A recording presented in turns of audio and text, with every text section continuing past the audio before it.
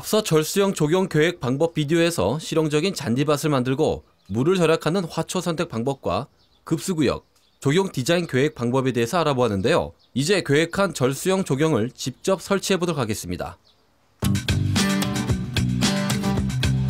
앞서 비디오에서 설명했듯이 절수형 조경은 기본적으로 7단계로 이루어집니다. 계획과 디자인, 조경토 준비, 실용적인 잔디밭 만들기, 물 절약형 화초 선택, 뿌리 덮개 활용, 효율적인 물주기, 올바른 관리, 이렇게 7단계죠. 조경 계획과 디자인에 대한 내용은 rows.com/korean에서 절수형 조경 계획 방법 비디오를 참조하십시오. 비디오를 시청하실 때 설명서를 인쇄하여 참조하면 추가 정보와 필요한 공구 및 자재 목록 등을 볼 수 있습니다. 작업 시작 전에 811번으로 전화하여 해당 지역 공공시설 관리기관의 도움을 먼저 받았는데요. 이렇게 각종 도관을 모두 표시해 주었습니다. 땅을 파는 작업을 진행할 때는 도관 위치를 먼저 확인해야 하고 조경과 관련된 지방조례도 확인해야 합니다. 자, 계획에 따라서 잔디밭 일부를 화단으로 바꾸었습니다. 본격적으로 화초를 심기 전에 먼저 조경토를 준비해야겠죠? 영양분이 풍부하고 화초가 물을 충분히 흡수할 수 있는 토양이 필요합니다. 돌이나 모래가 많은 토양은 물이 너무 빨리 빠지고 흙이 많으면 반대로 원활하게 배수가 되지 않습니다. 그래서 유기물이나 비료를 이용한 토질 개선이 필요합니다. 조경에 사용할 토양은 미리 검사하는 것이 좋은데 토양 검사 테스트 킷을 이용하여 화단의 양질을 개선할 수 있습니다. 조경토 준비가 끝나면 화초를 심습니다. 태그에 명시된 화초 키우는 방법을 꼭 확인하시기 바랍니다. 정원 맨 앞쪽의 비급수 구역에는 가뭄에 잘 견디는 화초를 심습니다. 이렇게 각 구역을 돌과 바위 등으로 나누어주고 중간 구역에는 일정량의 급수가 필요한 화초를 배치했습니다. 자연 배수가 이루어지는 이곳에는 오아시스 구역을 만들어 물을 많이 줘야 하는 화초를 심고 물 주는 것과 관련해 수화 작용에 대해 알아둘 필요가 있는데요. 정원 전체를 직접 살수하는 방법은 권하지 않습니다. 많은 양의 물이 뿌리에 닿기도 전에 증발해버리고 물을 주지 않아도 될 곳에 물이 흡수될 수도 있으니까요. 대신 관계 시스템을 설치하면 좋습니다. 드리핑 시스템이 좋은 예죠.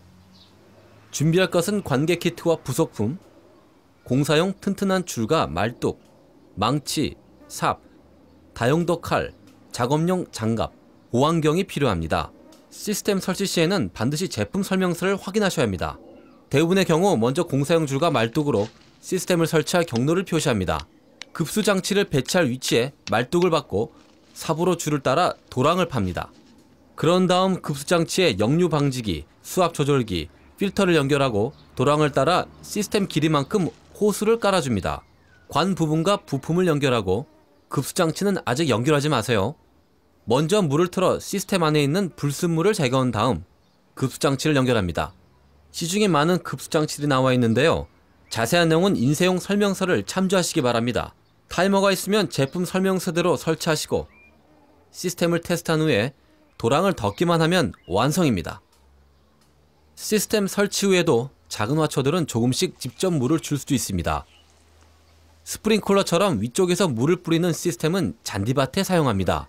잔디밭의 경우 우랑교를 사용해 보통 일주일에 4분의 3인치 내지 1인치 정도의 물을 줍니다. 그 외에 일기예보를 확인하여 빗물을 잘 활용하는 것도 현명한 방법이겠죠? 물 주는 방법을 알았으니 이제 언제 물을 주어야 하는지 알아보겠습니다. 물은 이른 아침에 주는 것이 가장 좋은데요. 기온이 높은 대낮에 물을 주면 증발량이 많아 효율성이 낮고 밤에는 잎에 수분이 많이 남아서 화초가 병들기 쉽습니다. 관계 시스템을 설치했으면 절수형 조경의 다음 단계는 화단에 뿌리 덮개를 덮어주는 것입니다.